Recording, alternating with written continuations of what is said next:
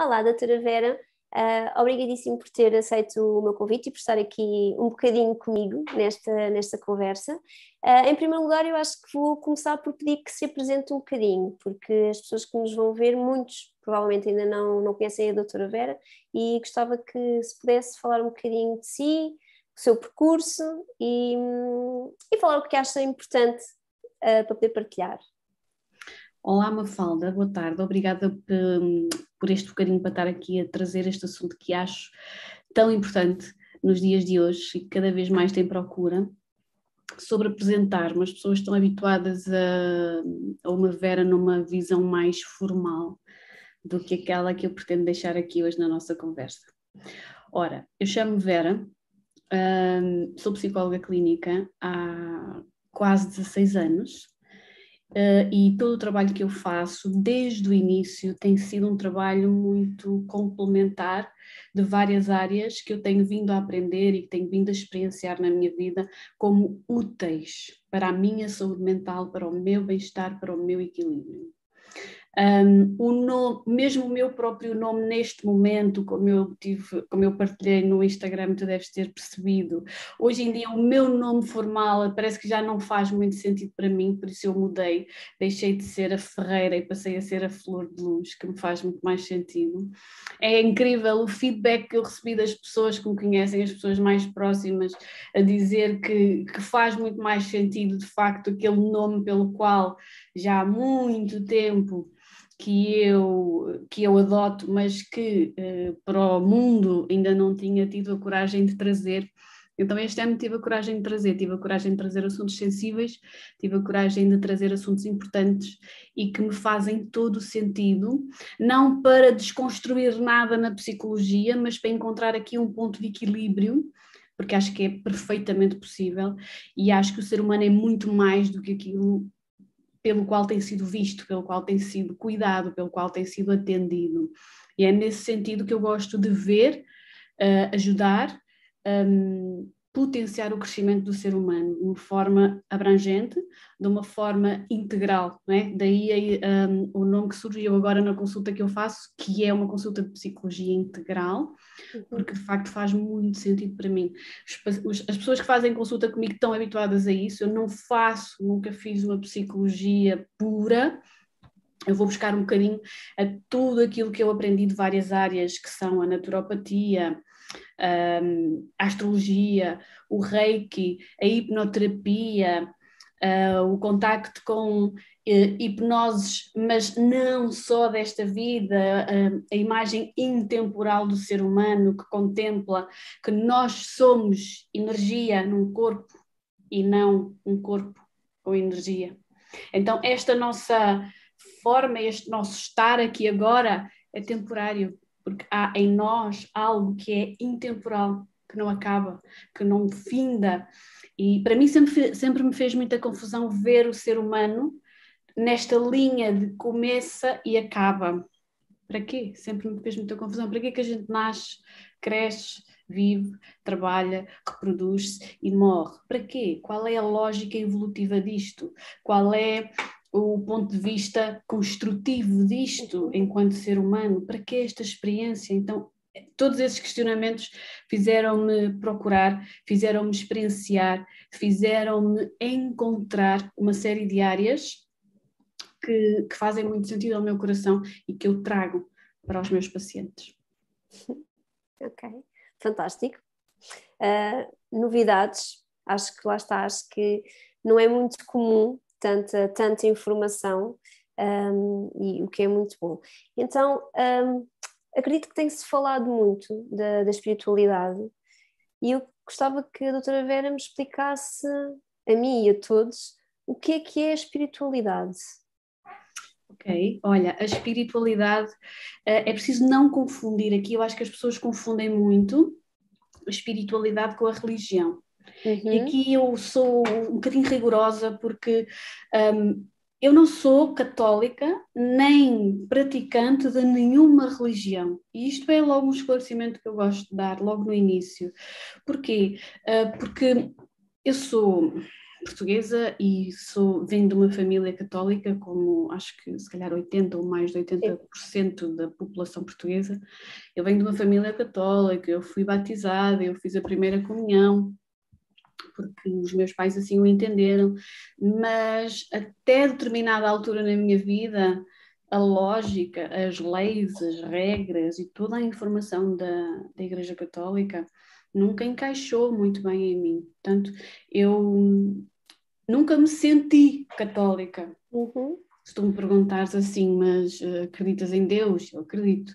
Eu acredito que há algo maior do que nós. Tu podes lhe chamar Deus, podes lhe chamar vida, podes lhe chamar universo, podes lhe chamar cosmos, podes lhe chamar o que tu quiseres. Eu acredito que há uma energia superior a nós e que dá um entendimento, dá uma forma, dá uma lógica a esta nossa existência no planeta. Isso eu acredito. Na primeira fase da minha vida, quando eu tinha apenas contacto com a religião, eu fui muito, muito, muito cética. Eu era o tipo de pessoa que era absolutamente racional. Absolutamente.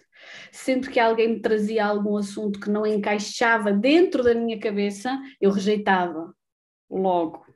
Porque eu associava à religião, eu associava aos limites, às regras, ao podes isto, não podes aquilo, que nunca fez sentido em mim.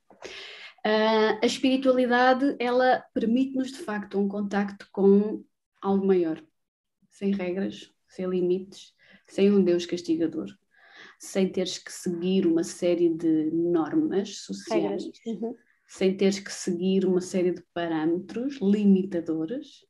A espiritualidade é o contacto de ti contigo no geral, a tua dimensão física, que é o teu corpo, a tua dimensão emocional, que são as tuas emoções, na tua dimensão intelectual, que são os nossos pensamentos, e na tua dimensão espiritual, que é a tua alma. E esta dimensão espiritual que a espiritualidade traz, esta encaixa em mim, esta encaixa nos meus valores, encaixa na minha forma confortável de estar na vida, porque encaixa nesta visão intemporal, em que eu gosto de colocar o ser humano e que nos ajuda a ter uma imagem muito mais abrangente de tudo. Então, respondendo à tua pergunta, o que é a espiritualidade? Ela é a nossa ligação por inteiro, a nossa ligação abrangente a todas as nossas dimensões e a tudo aquilo que há de visível e invisível, para quem acredita que existe, como é o meu caso. Ok. E como é que essa espiritualidade, ou melhor, nem é como, é se faz sentido, essa espiritualidade pode ter impacto na nossa saúde, tanto física, como na questão, enquanto nós psicólogos faz sentido esta questão, a nível de influência, a nível mental. Existe aqui alguma ligação? Existe, é muito engraçado, porque eu vou responder-te a essa pergunta com duas coisas. A primeira é que há uns dias atrás fiz uma live com a doutora Flávia Miranda, em que falamos sobre ansiedade. Esta live foi no Instagram e eu quis fazer esta live precisamente por essa pergunta que tu me estás a colocar agora, que é: onde é que a espiritualidade encaixa na psicologia? Então é muito engraçado que as pessoas que estavam a assistir foram percebendo que não há assim tanta diferença entre a espiritualidade e a psicologia. As duas assentam nas mesmas bases, nos mesmos moldes. A única diferença é que a espiritualidade inclui mais uma dimensão, que é a dimensão espiritual. Agora, em todas as outras, a ligação é muito fácil. Espiritualidade e psicologia ligam muito bem. E então, foi muito interessante essa conversa, porque eu ia perguntando à doutora Flávia o que é que ela achava e como é que a psicologia explica isto. Eu coloquei-me numa posição como se eu não fosse psicóloga. Eu coloquei-me numa posição em que eu só falo de espiritualidade e eu só falo sobre como a espiritualidade lida com isto, com aquilo e com aquilo outro. E tu falas como a psicologia lida com isto. Então foi muito interessante que os pontos de ligação são tantos Já conseguiram fazer um matching entre as duas coisas? Total. O matching foi total.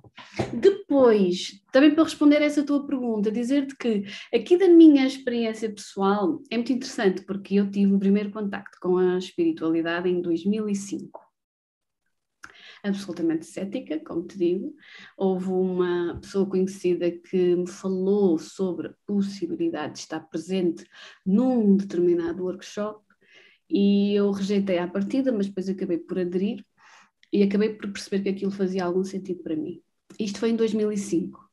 E em 2006 eu terminei os meus estudos na psicologia.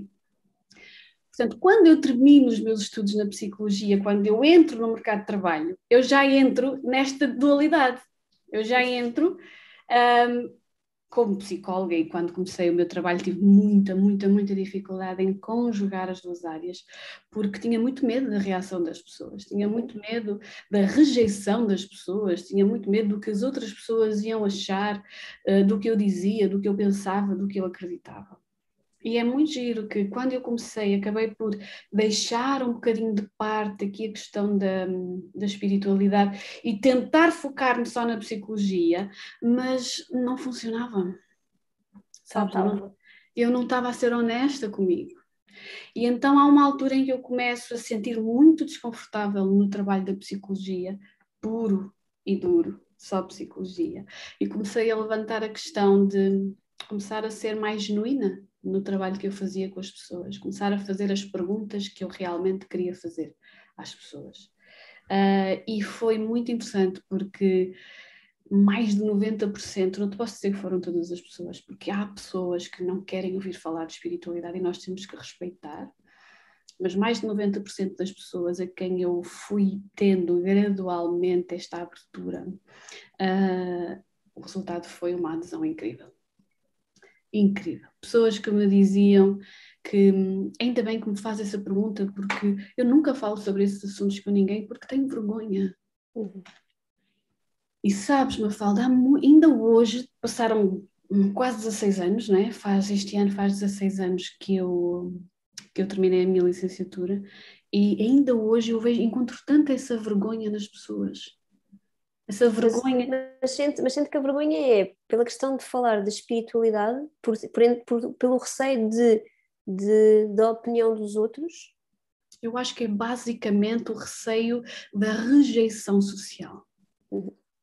Porque a sociedade ainda não consegue fazer esta distinção entre o que é a espiritualidade e o que é a religião. Isto estávamos a falar há bocadinho.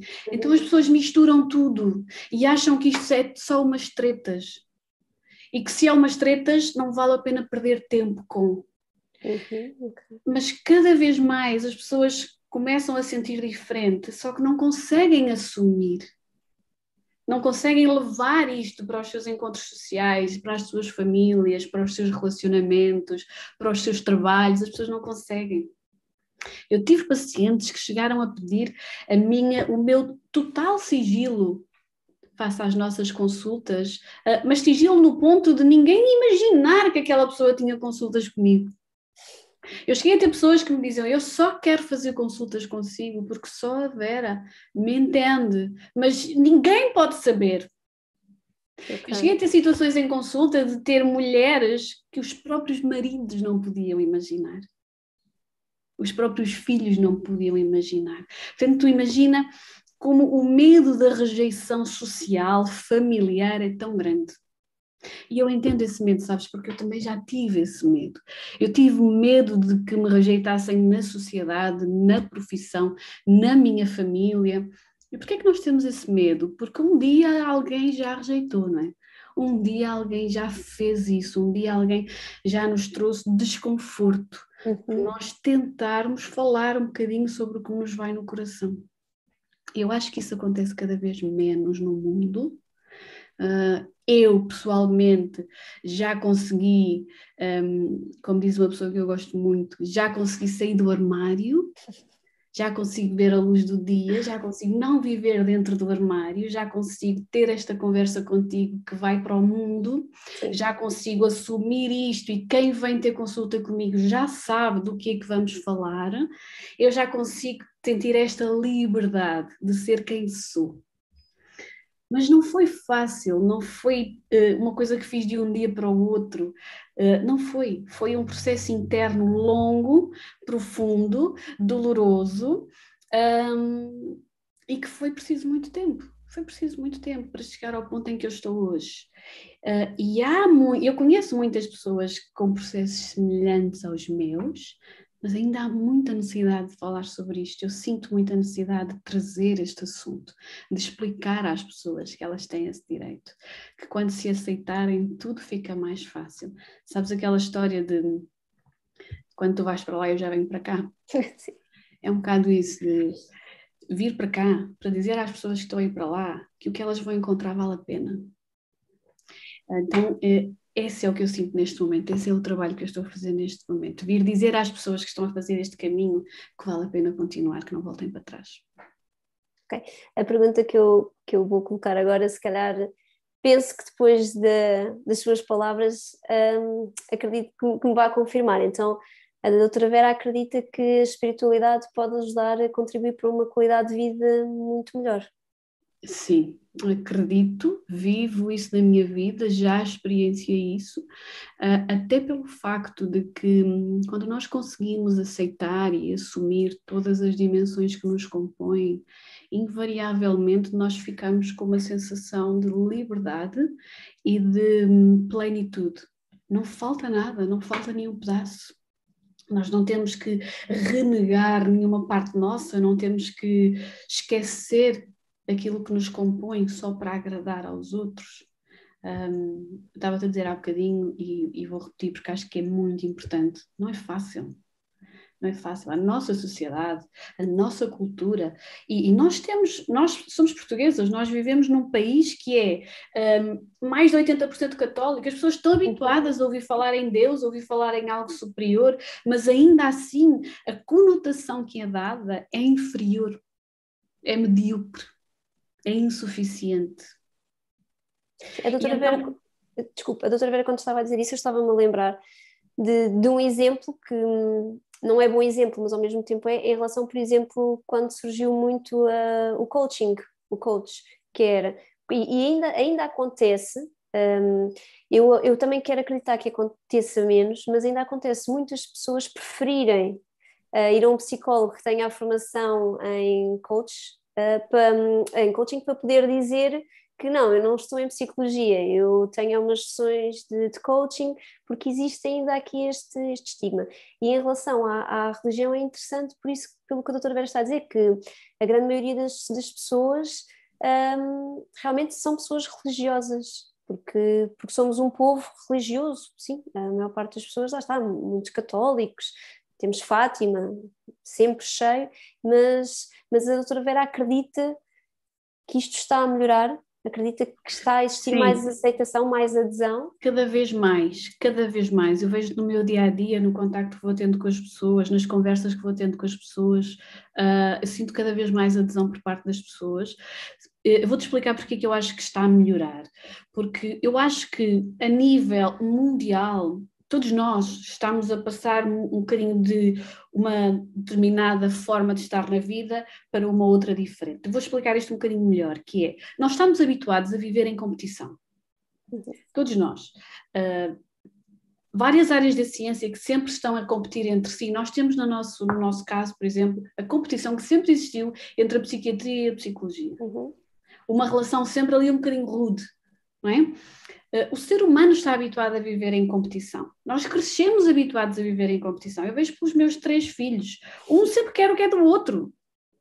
Então é quase como se estivesse na gênese humana nós estarmos o tempo todo a competir com algo ou com alguém. Nós queremos sempre ser melhor. E o facto de querermos sempre ser melhor faz com que a espiritualidade, que tem vindo a ser uma área que uma minoria tem adotado, não é? Eu encaixo-me nesta minoria, por ser uma minoria tem sido considerada inferior. E como tem sido considerada inferior, aqueles que encaixam a maioria acabam por se sentir um bocadinho donos e senhores da razão. A razão que a maioria lhes dá, sabes? O efeito de grupo. Eu estou neste grupo onde há mais pessoas, e se há aqui mais pessoas é porque nós é que temos a razão. Sim. E é daí que vem o medo de tantas pessoas na questão da rejeição social. Somos poucos a lutar contra muitos, gera desconforto, gera ansiedade, gera medo. É claro que gera. Agora, cada vez mais eu vejo que as pessoas ganham uma compreensão mais abrangente de que viver em competição não nos leva a lado nenhum. Viver em competição não é evolutivo em absolutamente nada, não é construtivo em absolutamente nada. E prova disso, tu tens o estado cada vez mais degradado da nossa sociedade. Sim. Em cada vez a necessitar de mais mudança, de mais compreensão, de mais colaboração em todas as áreas. Então eu acho que o ser humano, a nível geral, não só no nosso país, mas a nível geral, está a passar de um padrão de competição para um padrão de colaboração. Então, nesta fase de transição, nós vemos, sim, muitas pessoas a perceber que as áreas, várias áreas entre si, podem colaborar no sentido de trazer um maior ganho ao ser humano, ao indivíduo. Tá? Agora, isto é um processo, nós estamos a começar agora, ainda falta muito tempo, ainda muito tempo vai passar até que a espiritualidade consiga ser sentida, consiga ser vivida no mundo como válida, como interessante, como importante, como fundamental. Ok. Doutora Vera, falando, como falava há pouco, um bocadinho de que a espiritualidade é diferente da questão da religião, um bocadinho com base na sua experiência, tanto pessoal como profissional, como é que, não sei se a pergunta se poderia colocar desta forma, mas o que é que recomendaria ou o que é que sugeria a uma pessoa que fosse cética para se tornar mais espiritual? Olha, essa pergunta é muito interessante porque não há nada que nos conecte mais com a nossa espiritualidade do que experimentar senti-la. E assim foi comigo, não é? Eu era absolutamente cética até experimentar uma série de exercícios que fiz e que me mostraram que em mim havia mais coisas do que aquelas que eu conhecia, mais partes do que aquelas que eu considerava na minha vida, nas minhas decisões, nas minhas emoções, principalmente nas minhas emoções. Então eu acho que o segredo passa por ensinar as pessoas a entrar em contacto com a sua energia. Nós temos a meditação que ajuda, temos o mindfulness, temos formas em consulta de mostrar à pessoa que as suas emoções podem vir de lugares, de sítios que elas não estão a considerar, podem vir de situações que elas não estão a considerar e que podem vir da sua energia, podem vir desta energia intemporal de que falávamos há bocadinho. Para que a pessoa possa experienciar isto, ela tem que se disponibilizar para experimentar. Eu acho que nesta fase em que nós estamos, nesta fase de mudança, a meditação é a forma mais fácil das pessoas conseguirem chegar até à sua própria energia. A meditação guiada, bem guiada, é que as pessoas têm uma oportunidade de encontrar esta sua dimensão, porque isto é possível a pessoa fazer uma meditação guiada em que consiga encontrar esta parte de si que nunca viu, que nunca sentiu, que nunca experienciou. É precisamente a pensar nisso que eu estou a tentar gravar algumas meditações guiadas para disponibilizar para as pessoas, para essas pessoas, porque é com essas pessoas que eu quero trabalhar neste momento. Eu quero neste momento trabalhar com as pessoas que nunca experimentaram, nunca fizeram, que não sabem muito bem como é que isto vai correr. É com esses que eu quero trabalhar. Ok, então essas práticas, isso que eu estava a dizer, como o mindfulness, a meditação guiada, isso pode ser, podemos chamar as ferramentas para conseguir fazer então uma conexão mais espiritual connosco próprio. Okay. E muitas vezes acontece, lá está, a pessoa dizer que não consegue meditar, que senta e que passar 2 segundos já está a pensar noutra coisa e que não consegue. Para essas pessoas que nos estão a ver e que já tentaram, porque acredito que muitas pessoas já tentaram. Eu própria tinha imensa dificuldade, eu chegava a adormecer a fazer meditação. O que é que a doutora Vera pode dizer em relação a isso? Olha, continuar a tentar? No teu caso específico, continuar a tentar só por tentar às vezes não funciona, não é? Gera nas pessoas um cansaço, gera nas pessoas uma sensação de isto não vale a pena, não é? Frustração também. Não está a resultar. Exatamente. Então, no teu caso específico, aquilo que tu disseste é muito interessante, porque acontece com muitas pessoas. Muitas pessoas tentam meditar, mas acabam por adormecer. E isto em espiritualidade tem um significado.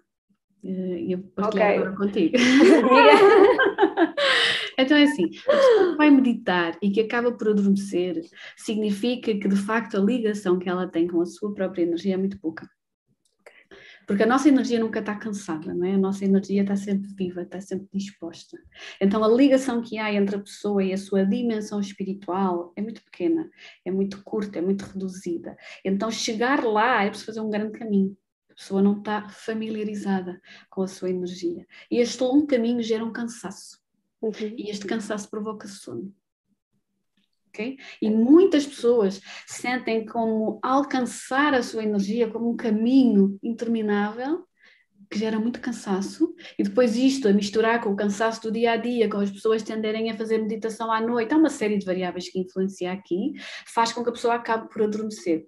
Então, para ti e para pessoas como tu, meditar não é à noite, tá? Ok, sim, sim. Preferencialmente da parte da manhã ou início da tarde, ou ao meio da tarde, desde que já não estejas muito cansada porque estás com uma variável extra de peso em cima de ti. E depois, o ideal é fazeres meditação guiada. Pessoas como tu, que têm tendência a deixar-se levar por esse cansaço, por essa desistência, né? Que acaba por ser uma desistência, né? Um desligamento, beneficiam muito com a meditação guiada. O que é a meditação guiada? É ter alguém que está a guiar a tua meditação, que está a orientar-te, não permitindo que tu acabes por adormecer, não é? Nós fazemos isso na terapia de regressão, ou terapia da liberdade, como se chamava no projeto Alexandra Solnado, onde eu cheguei a trabalhar durante 2 anos. Lá chamava-se uma coisa muito gira, que era terapia da liberdade. E na terapia da liberdade nós fazemos, e sempre fizemos isso, que é orientar a pessoa, muitas vezes não permitindo que ela adormeça. Tá? Ajudar a pessoa neste processo, encurtar este processo de ligação com a sua energia, porque há uma coisa que eu garanto-te, porque eu vi isto acontecer tantas vezes. A partir do momento que tu conectas com a tua energia mais pessoal, mais interna, mais tua, aquilo que em espiritualidade nós chamamos, entre outras coisas, o nosso eu superior. A partir do momento que tu conectas com isso, eu garanto-te que tu não adormeces, eu garanto-te que tu não queres sair dali, porque é uma das experiências mais incríveis que nós podemos passar. E isso não é porque a Vera diz, não é porque este ou aquele experienciaram e disseram que é uou, não, é porque cada pessoa que vive essa experiência sente de uma forma incrível e nunca mais esquece. Isso eu garanto-te. Ok, doutora Vera. Bem, terminamos a nossa pequena entrevista. Em primeiro lugar, eu quero lhe agradecer. Isto para mim, e posso partilhar, é sair um bocadinho da minha zona de conforto, e foi realmente um privilégio poder ter esta conversa consigo, porque para além de eu também não ter muito conhecimento sobre isto, sobre a espiritualidade, foi possível, lá está, ter aqui novas informações e fazer uma coisa comigo que acho e espero realmente que tenha feito com as pessoas que vão ver a nossa entrevista, que é um bichinho de curiosidade, porque realmente fica aqui estas dúvidas, ok, então como é que isto funciona mesmo? Então vamos experimentar, e acho que é fantástico. Se eu senti isto, eu espero realmente que as outras pessoas que possam ver também tenham este sentimento. Quero lhe agradecer em meu nome e em nome dos meus colegas todos da Learn to Be, porque vamos todos, eu fiz a entrevista, mas tenho a certeza que todos vão ver. Eu quero lhe agradecer por ter tempo para poder estar aqui um bocadinho comigo e mais uma vez obrigada. Mafalda, eu é que agradeço a forma tão leve, tão intuitiva, tão fácil como conduziste esta entrevista. Para mim foi importante, para mim é muito importante estar aqui a passar esta informação. Obrigada também tu por teres permitido que isto aconteça. Eu tenho a certeza absoluta que estas informações vão ser importantes para muitas pessoas e eu fiquei muito feliz por poder estar aqui a ter esta conversa contigo. Obrigada. Obrigada.